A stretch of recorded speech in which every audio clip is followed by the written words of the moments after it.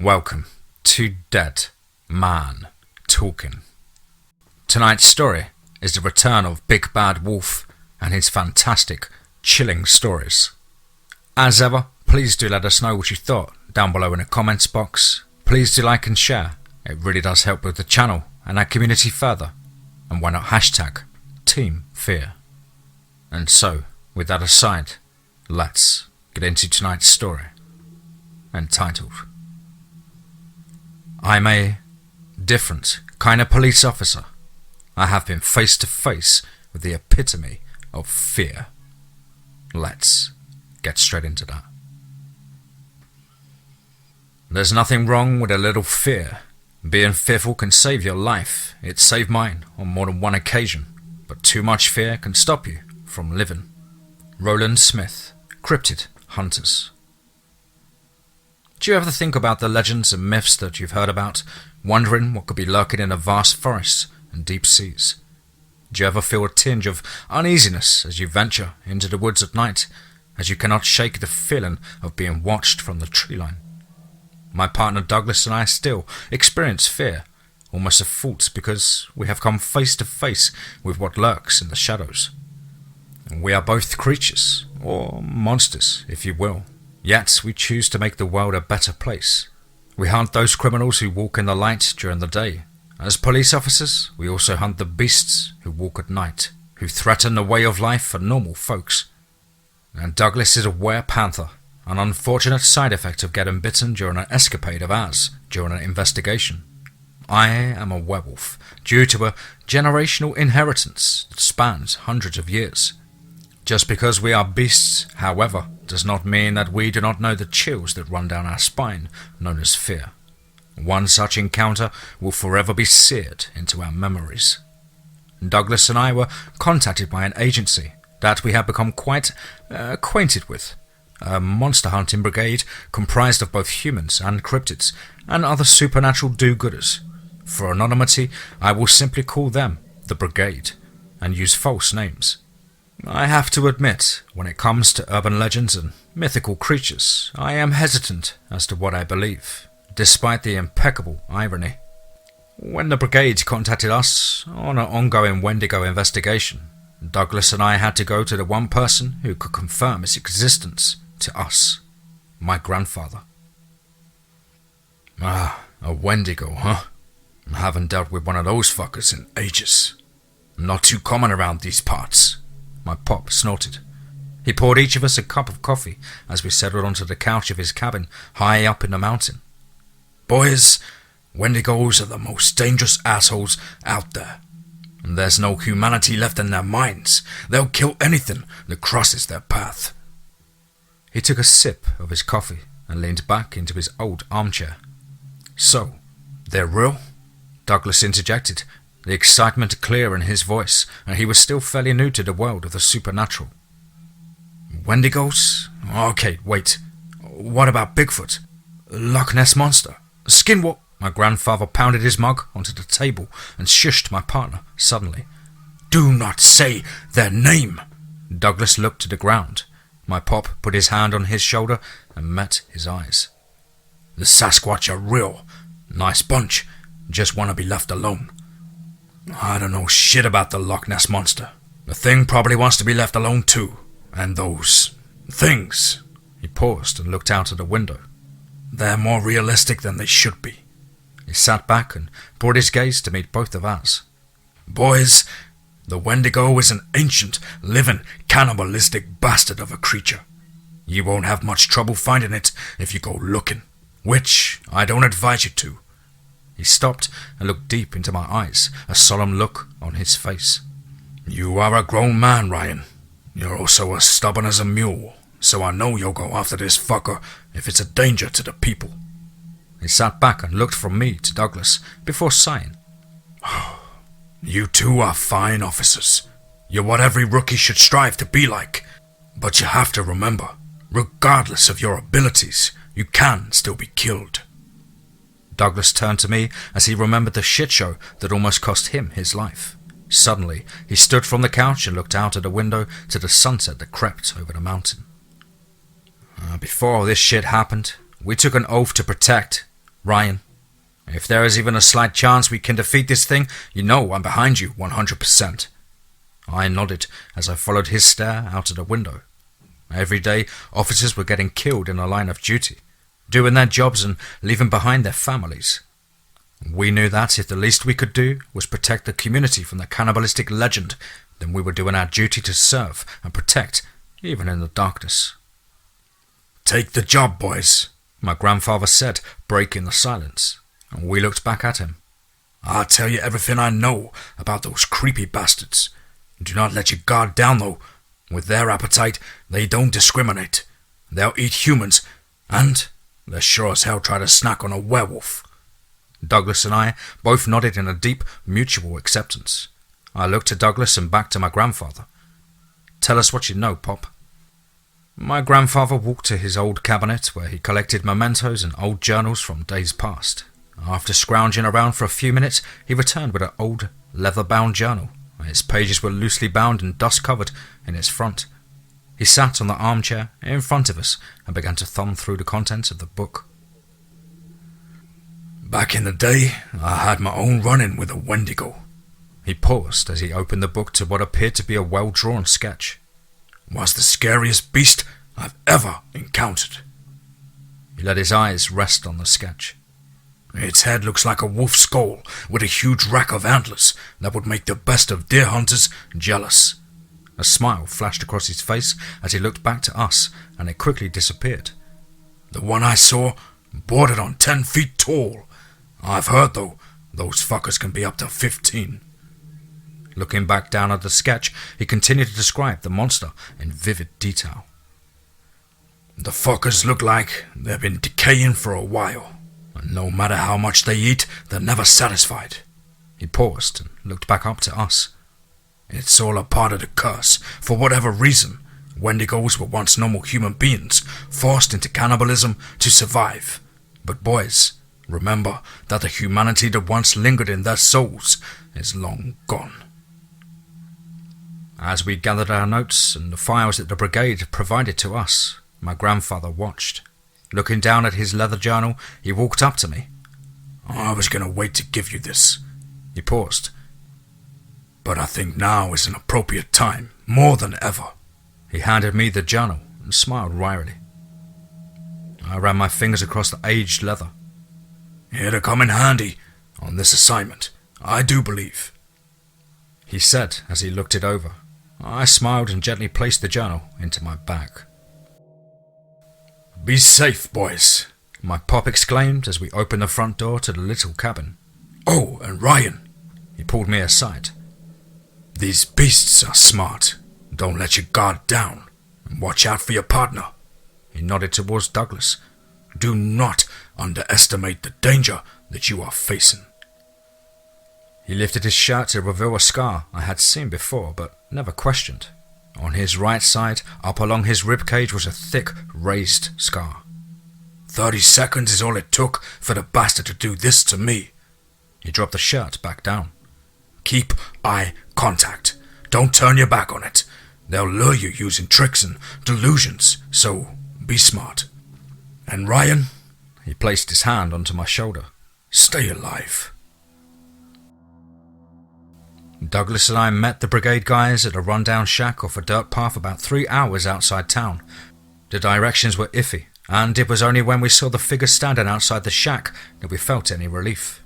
The first was Sean, a short, stocky vampire with a face that said, "I'm pissed off, but I don't know why."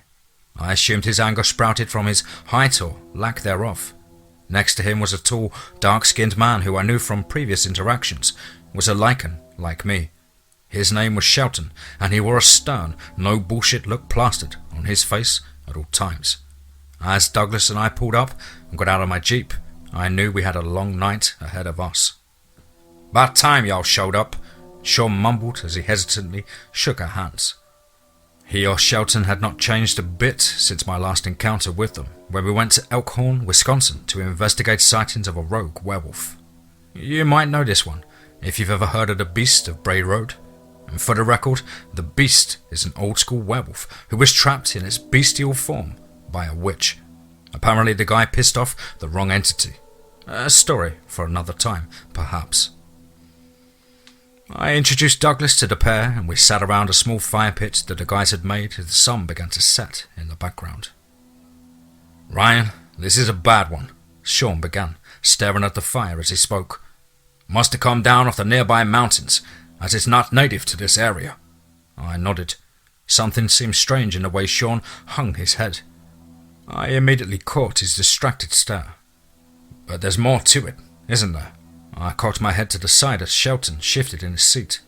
He wasn't much of a talker, but his movements gave him away. Sean let out an exhausted sigh and shifted to where he was looking directly at Douglas and I. "This Wendigo has come here for a reason." He glanced into the darkening tree line behind him. "Guys, it is old as shit. Ancient, cursed ones like this don't just meander away from their territory randomly for fun." He gazed back into the fire as we sat quietly, deep in thought. Douglas spoke up, breaking the silence. "How do you know that it's an old one? And what would cause it to come down off the mountain?" he asked Sean, a confused look in his face. Sean shrugged and threw a stick into the fire. "We know because it's been on our radar a few times. As far as we can tell, it's been around a few hundred years. Keeps its distance because of the supernatural presence in this town." He nodded towards me. "Wendigos don't go looking for a fight. They lure their prey to them, screwing around with their other beings like we are just too much trouble. And during one of our routine sweeps, some of our guys wearing BACs, body cams, got obliterated by this thing. 3 of our personnel torn apart and devoured. All we found was some blood splatter and their vests. Thankfully, we recovered the footage from one of the guys." Shelton quickly removed the laptop from a bag on the ground, opened it up and turned it towards us. The footage was gruesome. That's the best way I can describe it. Limbs were ripped off and agonizing screams echoed from the laptop. At one point Douglas retched. "We have seen some brutal shit before, but this, it was different. This was clear video of some of the most intense carnage I have ever witnessed." Glimpses of the beast were shown, a horrifying nightmare of a creature shredding flesh from bone. Shelton closed the laptop and Sean spoke as he dropped his head again. "It's more powerful than we ever imagined. Those guys," he choked up, "they were good men, seasoned veterans of the hunt. They didn't stand a chance." I could have sworn I saw a tear run down his cheek in the light of the fire. "And this is the area?" I said quietly, trying to break the tension. Sean stared off into the void behind me, seemingly deep in thought. He looked at me with a sincere sadness in his eyes. "This is the place. In fact, I'll take you to the scene." Douglas and I followed Sean and Shelton into a heavily forested area behind the shack where we parked. We walked in silence for what seemed like hours. When I checked my phone, it was 2:33 a.m. and we had come to a stop. Sean turned to us and pointed to a small clearing to our left, and I immediately caught the scent of blood and gore. The scene was right next to us, and I was not prepared for what I had saw. Blood splatter gave a distinct pattern to the surrounding foliage. From what I could gather from the angle of the splatter, I knew that limbs had been torn off and bodies had been ripped into.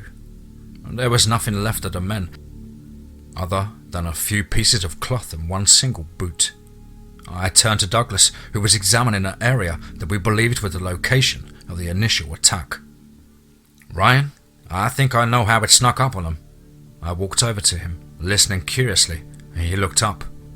There was a gap through the tops of the trees, as if something large crashed right through it. The bastard had dropped from the treetop. "Fuck, man. This thing must be seriously smart." Douglas was savagely cut off by a noise I can still hear in my nightmares to this day. It sounded similar to a cougar scream, only it was mixed with a demonic guttural snarl. Suddenly, Sean and Shelton tore through the branches, yelling hastily and waving their arms wildly in panic. The only words I could gather from their screams made the blood in my veins completely freeze up. "It's here! It's fucking here!" I'm a different kind of police officer. I came face to face with the epitome of Fear. Part 2. Let's get straight into that. Isn't it incredible how nature tends to sense an incoming threat? The insects quiet their songs, the small mammals stop dead in their tracks. Hell, even the wind itself seems to come to a complete standstill. The inherent silence perpetuated by nature is enough to send chills up my spine, even to this day. I clearly recall the deadly quiet, with Sean and Shelton's footfalls and screams being the only sounds that exploded in the forest that day. After that horrifying screech, they rounded the corner like bats out of hell. The absolute terror in their eyes, along with the absence of nature's chatter, told me the certainty of the incoming threat. What I heard next confirmed the shouts coming from the brigade's officers. Directly behind Sean and Shelton came a thunderous crashing through the forest. It sounded as if a bulldozer was flattening everything in its path, coming straight towards us. I turned to Douglas and nodded as we both changed forms. As they reached our location at the scene, Shelton took his place beside us in his form, while Sean stood at the ready behind us, teeth glaring in the moonlight. We stood completely still, an eerie silence overtaking our senses as the monster paused just outside our line of sight. The smell hit me like a train, and I almost retched from the scent of death and decay. This beast took a step or two towards us, and I flinched as I saw it. Long, tall antlers rose out of the brush directly behind the tree line. I knew it was toying with us, almost as if it was giving us time to begin to panic. We stood completely still. I noticed that the sounds around us seemed to follow the trait. The only thing I could hear was the blood pumping through my heart, becoming almost deafening. I slowly turned my head towards Douglas, fear apparent on his cat-like face. Just as he turned to mouth a quick, "What the fuck?" in my direction, we again heard the screech which we had heard earlier. And this time, though, it was terrifyingly close, and I could feel the ground beneath me vibrate. I don't think I was mentally prepared for the shit show that finally appeared from behind that tree line. The fucker stood at least 10 feet tall, not including the bloody antlers that rose off its skull. Bits of flesh and matted fur hung from its ribcage, and its skull was stained in a bright crimson colour. The most disturbing trait, though, were its arms. Long, skinny arms dangled at its side, accompanied by knife-like claws that easily stretched 2 feet in length. Horrified, I held up my paw in a clenched position, letting Douglas know to hold steady. The Wendigo watched my every movement, its jaw hanging open and releasing harsh, raspy breaths. We stood there staring at its glowing red eyes for what seemed like an eternity, waiting for the next movement. What happened next had me almost paralyzed from fear. From directly behind us, I heard something huge approaching on all fours. It was running full speed, and it was fast. My senses were so overwhelmed by the sickly smell of the beast in front of us that I could not make out what creature was coming straight in our direction. I slowly turned my head in horror to face the incoming visitor, not knowing what to expect to burst through the forest behind us. In a flash, the creature tore through the trees behind us and sped past the 4 of us, stopping in front of me, facing the terror at the tree line. I felt an overwhelming sense of relief wash over my body as I recognized the werebear standing tall ahead of me.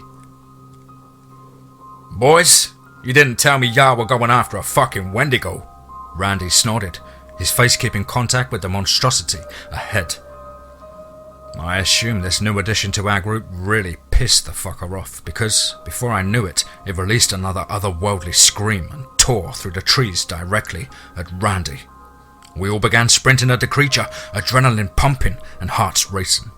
And just as we reached Randy's position, I noticed a familiar silver glint flash before our eyes. Randy slammed the silver blade into the eye socket of the beast just as it reached him. He twisted the blade against the giant and stopped it in its tracks, and it screeched in agony, swiping its claws desperately at its face.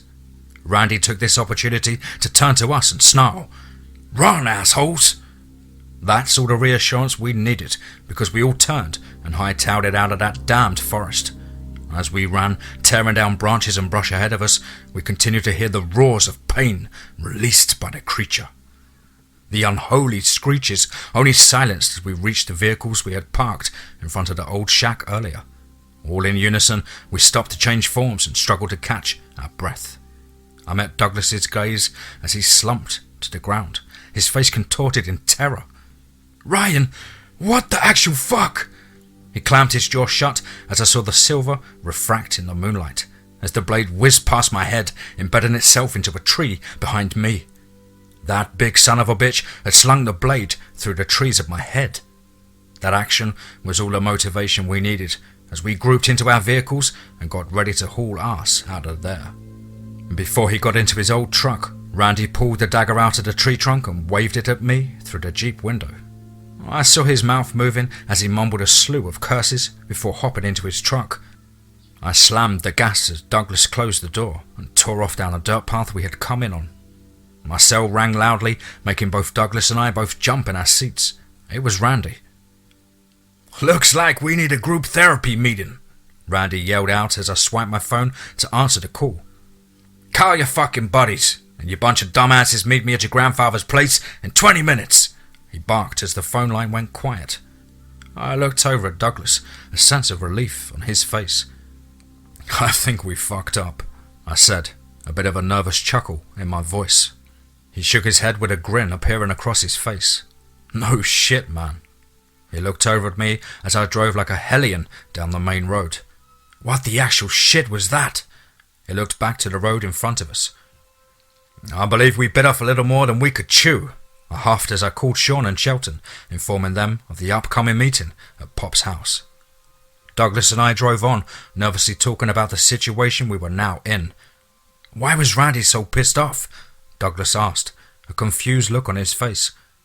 "I guess we're going to find out here shortly," I added with a smirk as we pulled up the path towards my grandfather's cabin. Randy was already there, standing on the porch with my pop.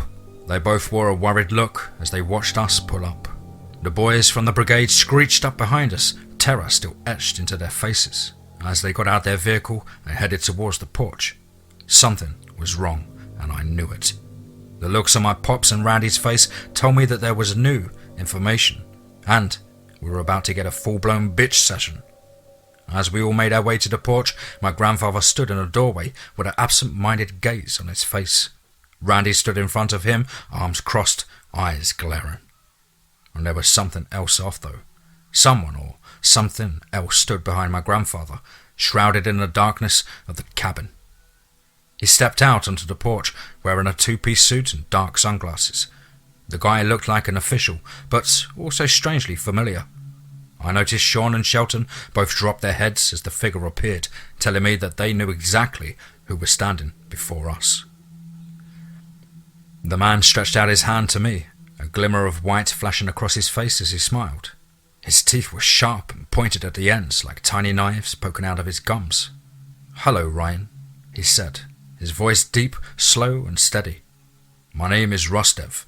These boys here," he nodded towards Sean and Shelton, "almost got you killed." I stopped and turned to the two behind us, the heads still dropped and hands held behind their backs. I looked back to the strange man and cocked my head to the side. "What in the hell are you talking about?" I choked out, a blaring anger rising in my chest.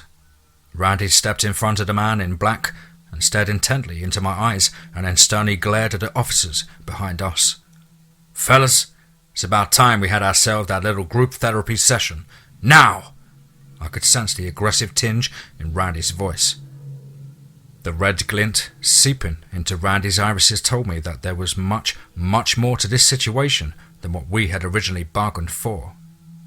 My mind racing a million times, a million miles a minute, we carefully followed the man in the suit and Randy into the cabin. Douglas elbowed me and widened his eyes, as if to ask what the hell was happening. I shrugged as we entered my pop's living room.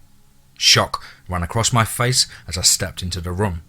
Papers were strewn everywhere, missing person posters were scattered across the table. The one thing that particularly stood out to me was a small, ornate chest in the middle of the table. I walked over to it and placed my hand on the top, carefully lifting the lid. Inside were some crumpled notes, and a broken piece of bone lay on top. Only then I realized that it was not bone, but a piece of long, sharp claw. I gasped loudly as I read the label pinned to the claw, my breathing almost coming to a complete halt. Alpha, Wendigo, Wittiva was written in red ink on the label. Underneath it in smaller print in the sentence that made me cringe in absolute dread. Status, active, immortal, do not engage under any circumstances. I'm a different kind of police officer. Sometimes you must look fear directly in its eyes. Let's get straight into that. According to the National Missing and Unidentified Persons System, or NamUs, it is estimated that more than 600,000 people go missing in the United States alone every year. Tens of thousands of people remain missing for over a year, and those reports are then called cold cases. Everyone has their own opinion on reasoning when it comes to exploring these disappearances, ranging from government conspiracy theories to simple acts of Mother Nature. Individuals find their own ways to cope with the unknown. And when it comes to my opinion, I am just as stumped as everyone else. There are, however, cases that I know have been manipulated or brushed past in order to preserve human sanity. My eyes drifted over the missing person flyers that laid across the living room table. All of them had one particular common trait, and they were cold cases, or missing person cases that had no reasonable explanation behind them. Only I knew better. As I drowned out the ensuing conversation around me between the suit and the group, I realized that I knew the cause of some of these cold cases. All of them had something to do with the supernatural, or beings that the general population wasn't quite convinced existed. My gaze drifted to an old map that was tossed to the edge of the table.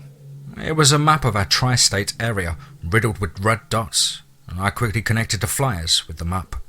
The dots represented missing person cases, forming a cluster right around our area, stretching upwards into 2 different states along the Smoky Mountain region. The sheer amount of dots forming a cluster completely blew my mind. But again, I knew better. I interrupted whatever conversation was being held around me. "This entity," I said aloud, halting the voices immediately. "It has something to do with the amount of people that go missing along the mountainside." I stared off into space, letting my mind catch up with my words. Rostev nodded his head slowly, the otherworldly smile never once leaving his face. "You see, Ryan," he began, "these officers here had an idea of what they were going up against, only they did not know the extent. This being is held responsible for every red dot you saw on that map. It is one of the first of the Wendigos, an Aloha, if you will," he explained, taking a map from the table. "Sean and Shelton were told directly by their supervisors not to engage this creature, essentially leading you all on a suicide mission." He smiled, and his teeth glowing in the darkness. I could feel the tension in the air. "It is far more ancient than you realize, and far more powerful than you can imagine." He shook his head, eyes darting across the map. Before I realized what my body was doing, I quickly spun around and faced Sean and Shelton, my eyes burning and raging red. "You're telling me," I growled as my body morphed, "that these assholes almost made us into a statistic? Almost made us into another red dot on a map?" I roared in pure anger. Sean and Shelton kept their heads down, seemingly not surprised by my reaction. As I snarled in the direction of the 2 officers, Randy stepped in between my thrashing jaws and their bodies. "Calm yourself, Ryan. Damn it!" Randy held his hand inches from my snout. Almost immediately, I was brought down from my rage-induced transformation and took a step back. Randy relaxed a bit and looked at each of us as he spoke. "You can't tell me you've never been in a situation where you felt helpless," he began, shrugging his shoulders.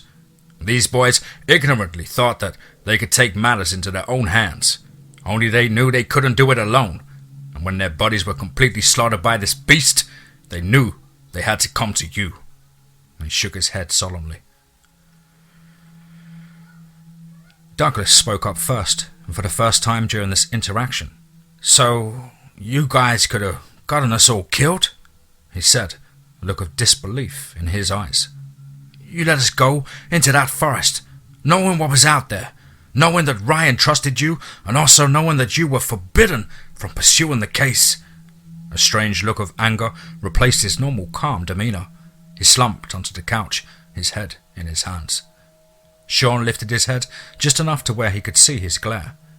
"We had no choice," he seethed through his teeth. "We had our reasons." He bowed his head once again. Douglas stood straight up, the same fire in his eyes I had earlier. "What kind of fucking reasons?" he snarled. This time it was Shelton who stood and slowly shuffled over to the table. He looked over the missing person flyers until his hand rested on one. He lifted it from the stack, showing us the picture of a beautiful little girl, maybe at around the age of 6. He held it up as he spoke. "My daughter, Haley." The room fell silent. "She is one of the red dots on that damn map." We learned that Shelton's daughter was taken from a campsite he had taken her and his wife to about a month back. He had seen the monster appear out of the darkness and snatch her from her birthday gathering they were having for her 7th birthday. My heart sank as he explained the details. "My wife and I," he said, hands shaking as he held the photo of the smiling little girl. "We need an answer, a body, a piece of clothing, anything. We need to know what happened to our little girl." The rest of that night was spent looking over the flyers and placing them with the dots on the map. Rustev sat in the corner, watching, that same terrifying grin on his face. My grandfather noticed the tension that his nonchalant demeanor was building in the room. "Rustev, this is my home," he began as he stood, eyes locked on the suit's dead eyes. "I believe it is time that I asked you to leave, so we can gather our thoughts." Randy stood from the couch, fists clenched, as he moved into position behind my grandfather. Rustev let out an otherworldly giggle as he shrugged his shoulders. "As you wish, sir." He headed for the other door, stopping and then turning his head towards us. He added, "Do not try to be a hero, fellas." And that insane grin still plastered across his face. "If I have to come back here, I won't be alone." And with that said, he seemed to vanish out of sight. We all looked at each other. Our expressions all showed similar thoughts. Shelton and Sean went to their vehicle some time later, after profusely expressing their apologies. We all followed them outside onto the porch into the darkness as we solemnly said our goodbyes. Before driving off, Sean rolled down his window and motioned Douglas and I over. "We will be seeing you boys soon." And with that, they drove out of the driveway and we watched as their lights disappeared into the darkness of the road. Douglas and I turned, walking back to join Randy and my grandfather on the porch. As soon as we reached the top step, what we heard sent a lightning bolt down my spine. A loud, demonic, guttural roar erupted from the forest behind my grandfather's cabin.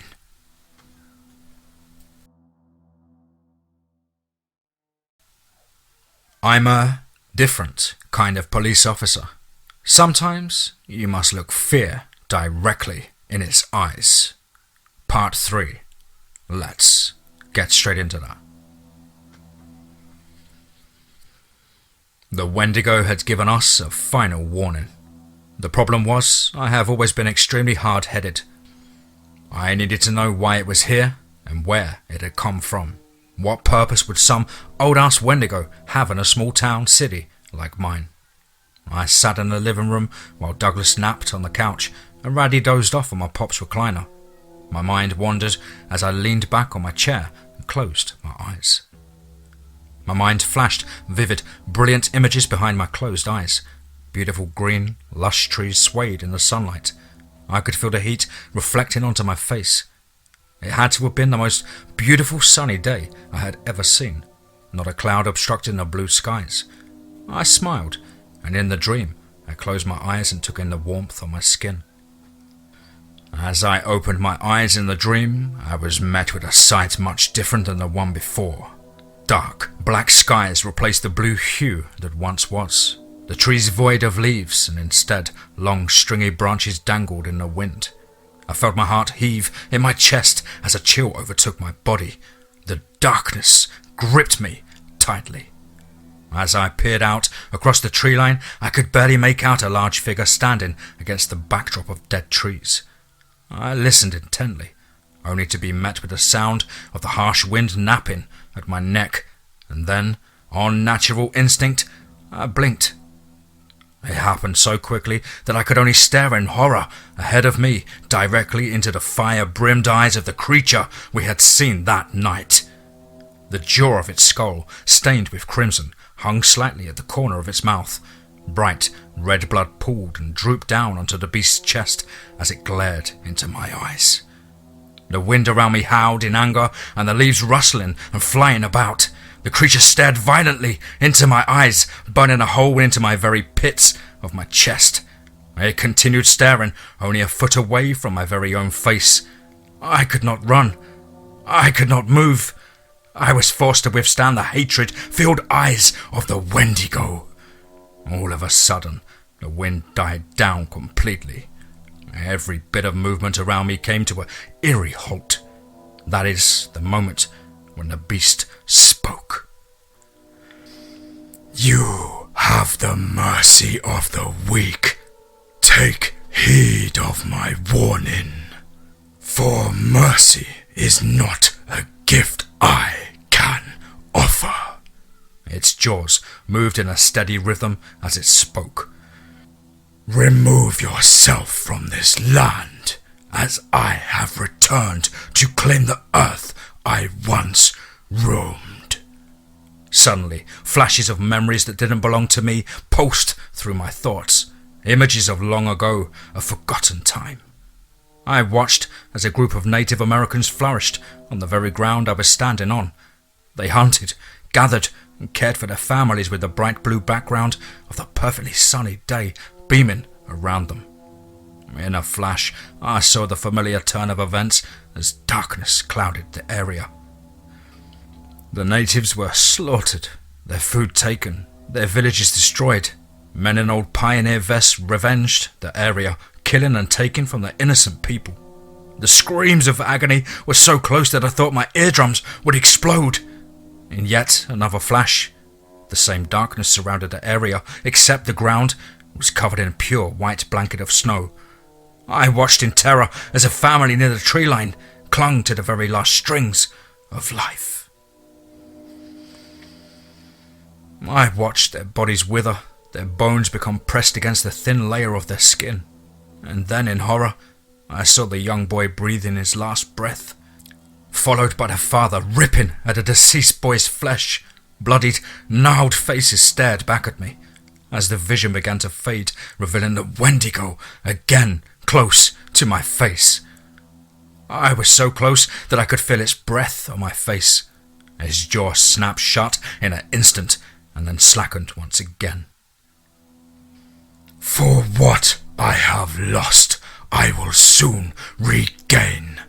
Be wary, wolf, for I have come back to take what was taken from me." The beast snarled a heinous growl, blood and gore splashing from its maw onto my face. My eyes snapped open. I frantically looked around me to see the living room the exact way I remembered. Randy asleep in the recliner and Douglas laid across the couch. My heart thudded in my chest, beating so hard that I thought I might lose consciousness. My body was drenched in sweat, my eyes darting across the room as I attempted to regain some sense of my surroundings. I was terrified, too afraid to even blink. I quickly reached for the standing lamp to my side, struggling to find the string that hung from its shade. I finally grasped it and yanked the light on. I almost tore out of the front room as I was suddenly met with my grandfather's wide eyes, staring at me from the hallway. His body, like mine, drenched in sweat. He trembled harder than I'd ever seen a person tremble before. I then noticed the same fear and horror in his eyes. He opened his mouth, speaking in a deep, raspy tone as he attempted to regain his posture. "You saw it too, didn't you?"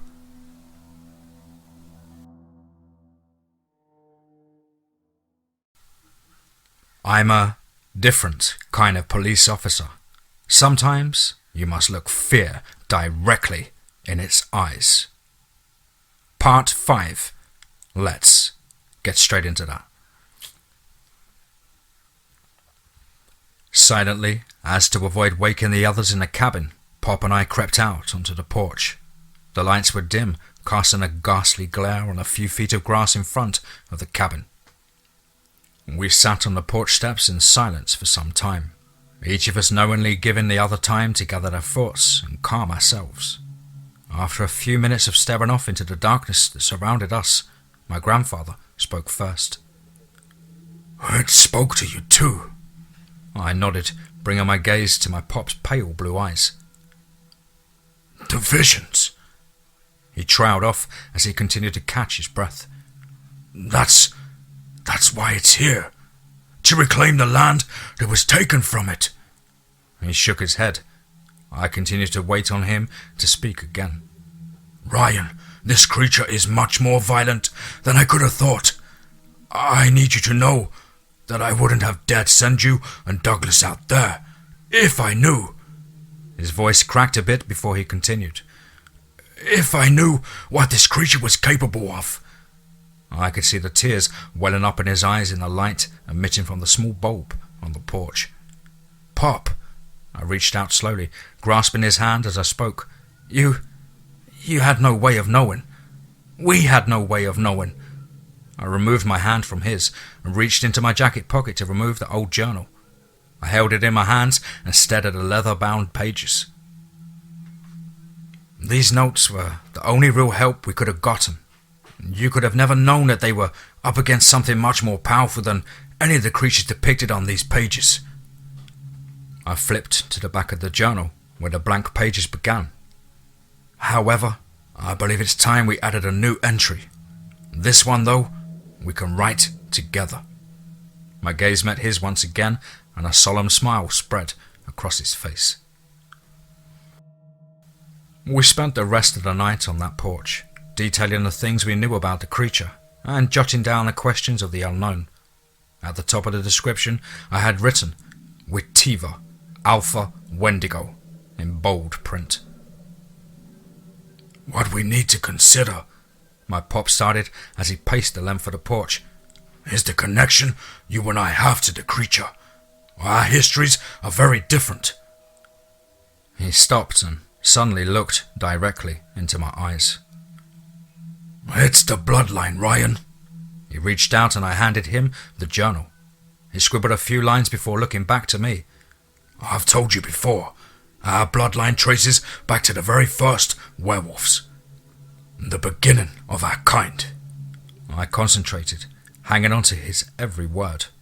"This Wendigo, it was the first of its kind. It's the only explanation for how powerful it is." He nodded to himself as he continued. "Its ability to send us visions, to speak to us through our dreams, it makes sense." I nodded in agreement. "That explains why we were the only ones who experienced the dream." I finally spoke, clasping my hands together above my head. Still, a much more imposing question made its way to the forefront of my thoughts. "Pop," I said suddenly, leaning forward and speaking in almost a whisper as I gained his attention.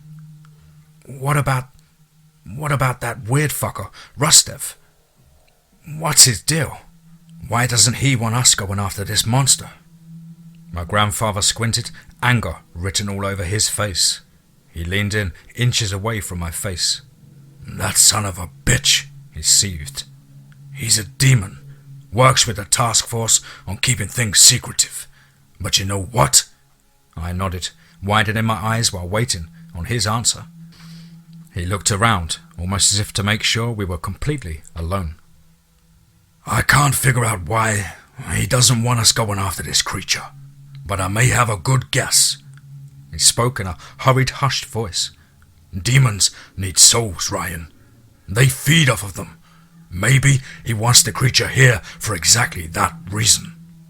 Horror spread across my face at the realization that my grandfather had made. So, you think Rustev wants the creature here so it can gather souls for him? I shuffled in my seat, still speaking in a hushed tone. Demons are evil, sent straight from the pits of hell, Ryan. They are deceptive, but they are smart. He huffed as his thoughts engulfed him. I also believe that Sean and Shelton know what is happening. They know he caused this. I looked at my pop questioningly. There's no way. They would have certainly said something by now. That's the thing, Ryan. My grandfather gasped as another realization hit him. And what if they can't? What if he's got them under a spell or something that prevents them from talking about it? My mind was completely overwhelmed. This didn't happen often in my line of work. I cannot praise myself for much, but my ability to put two and two together was a gift. These thoughts lingered in my head for a minute before another possibility struck me, like a truck on a deserted highway. If Rustev is able to do something like that, my eyes widened as I made contact with my pops. Maybe he is using the whatever as a puppet. Maybe he is controlling this thing, I exclaimed through clenched teeth. My grandfather's eyes widened in deep thought and horror as well. We stared at each other for a moment, attempting to let these realizations set in. Our thoughts were interrupted as we both noticed a shuffle in the nearby woods, a faint rustle of leaves, only there was no wind blowing. Both our bodies shifted and gave way to bestial forms as we scanned the area where the noise originated.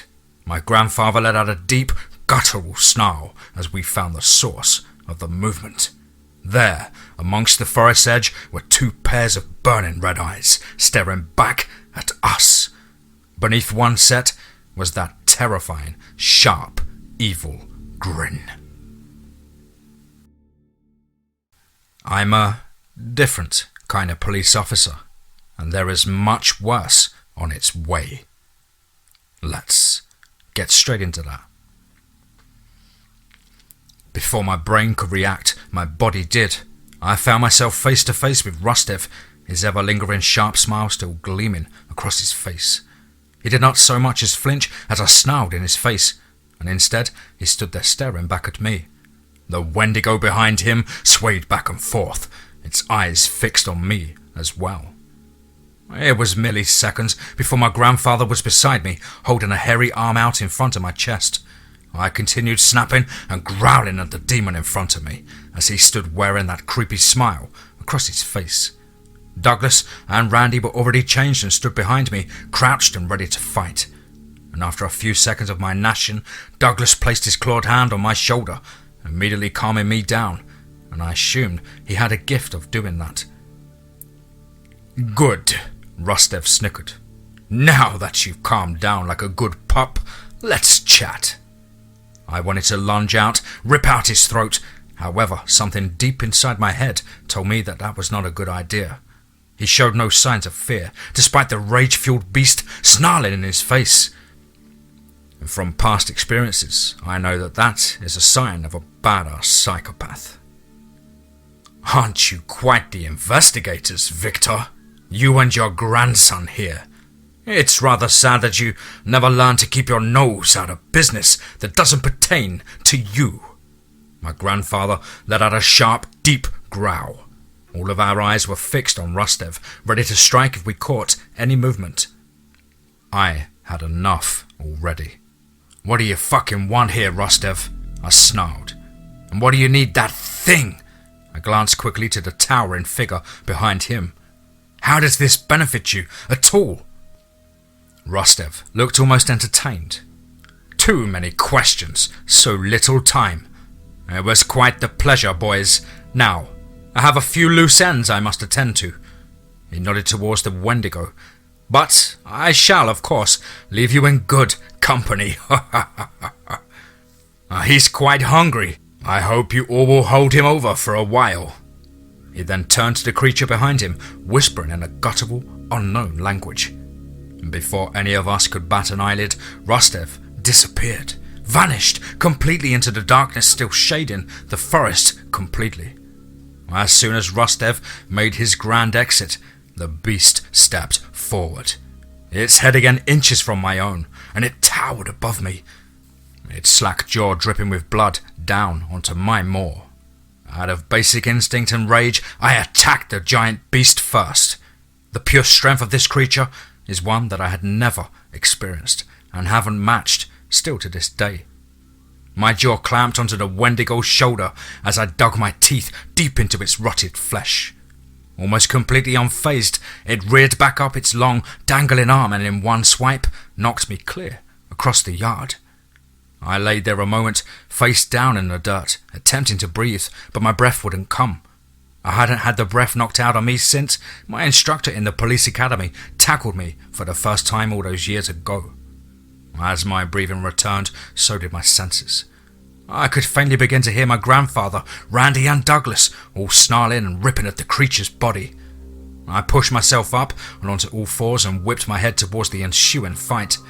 I watched as Douglas was torn from the beast's leg and tossed against a thick elm tree to the side. That was all it took for me. I felt my blood begin to boil with fury.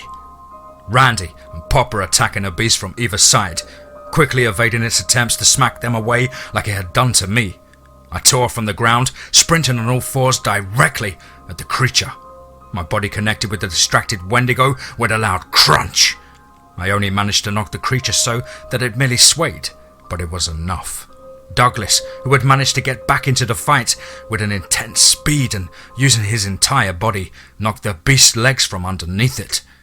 We took the opportunity to jump atop of the Wendigo's massive frame and shredded its already disgusting body.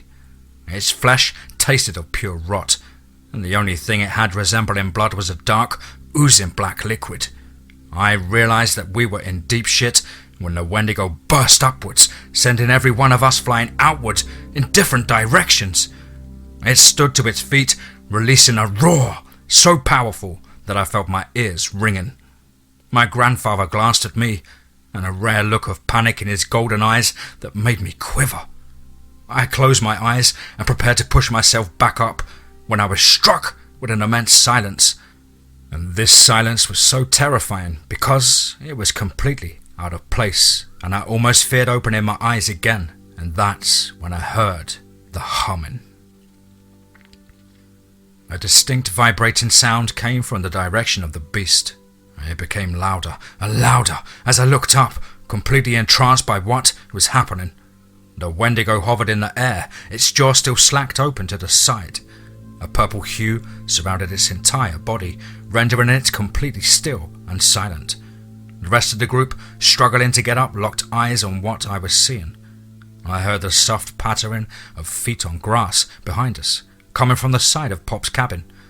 As the footsteps came closer, the humming radiating from the monster became higher and higher pitched. I snapped my head around to focus on where the footsteps were coming from. I could not believe what awaited my gaze.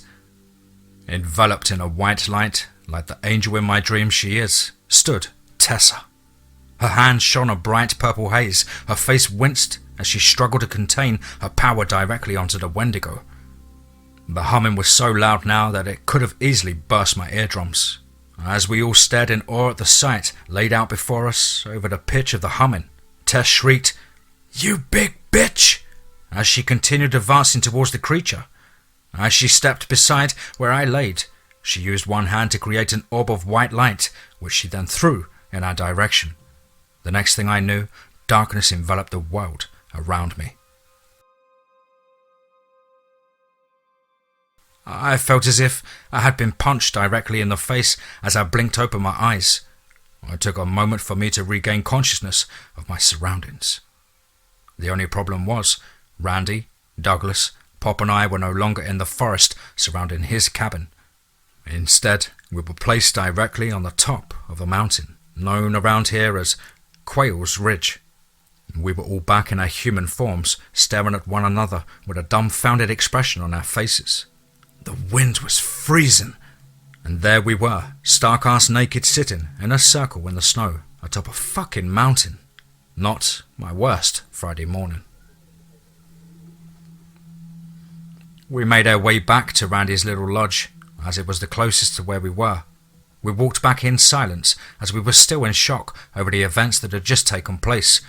As we dried ourselves off and put on some of Randy's clothing, and it was 2 sizes too big for all of us, we gathered around Randy's fireplace that he'd lit as we got there.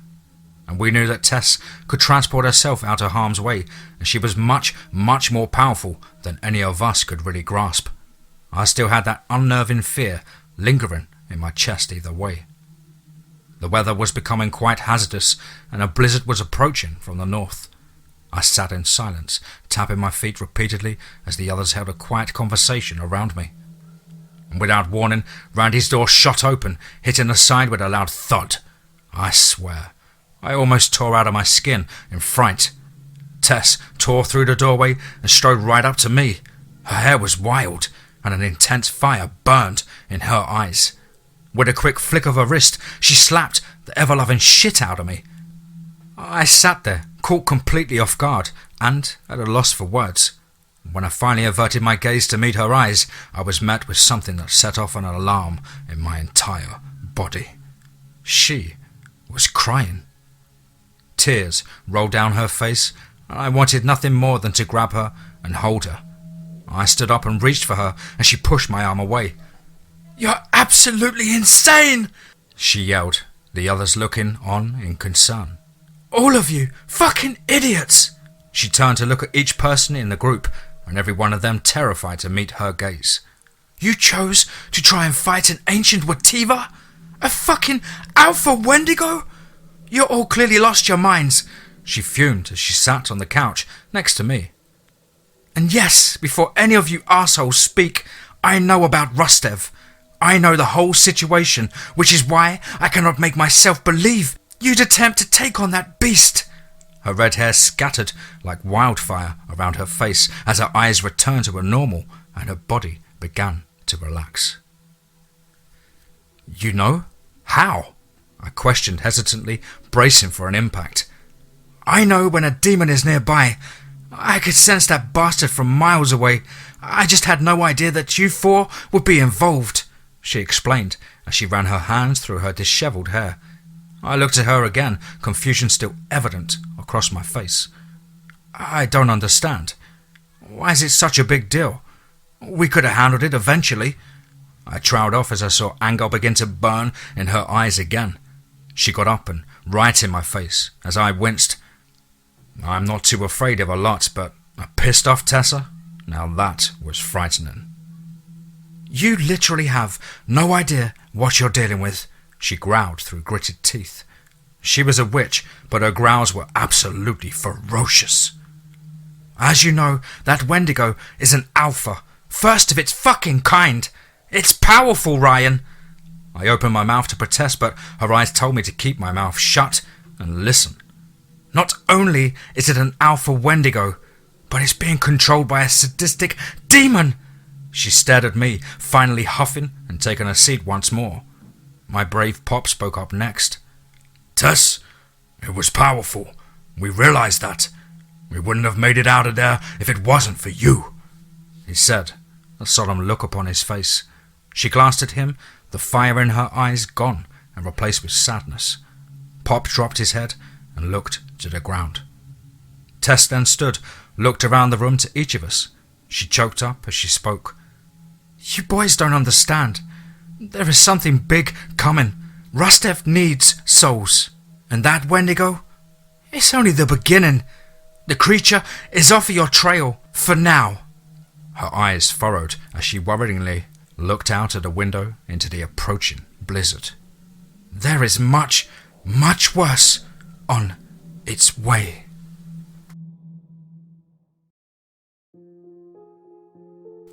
Wow, wow, wow, wow, wow. And another one. Wow. Absolutely chest-pounding, nail-biting and terrifying. Wonderfully written story there by the amazing Big Bad Wolf. Thank you ever so much, buddy, for the heads up on this one. And as ever, I hope you enjoyed my rendition of your incredible work. My voice is just starting to go. Really did go for that one, so I hope you enjoyed it as much as I. Guys and girls, you know the drill. Please do take a second to click the link and head over to Big Bad Wolf's Reddit profile. Hit an upvote on the stories, leave a comment thanking him for the incredibly chilling and time-costly work that he puts in. It really does help him build a presence on the Reddit app or platform if you like. As ever, you know the drill here. Please do let us know what you thought down below in the comments box. Please do like and share. It really does help with the channel and our community further. And why not hashtag TeamFEAR. If you haven't subscribed to DMT for us to fear, where have you been? What are you waiting for? Smash that subscribe button, and why not throat punch the notification bell to stay up to date with all DMT posts and content. I hope you're all holding up well and loved ones and family are safe and well as well. But above all guys, more than ever, remember, be safe, not sorry.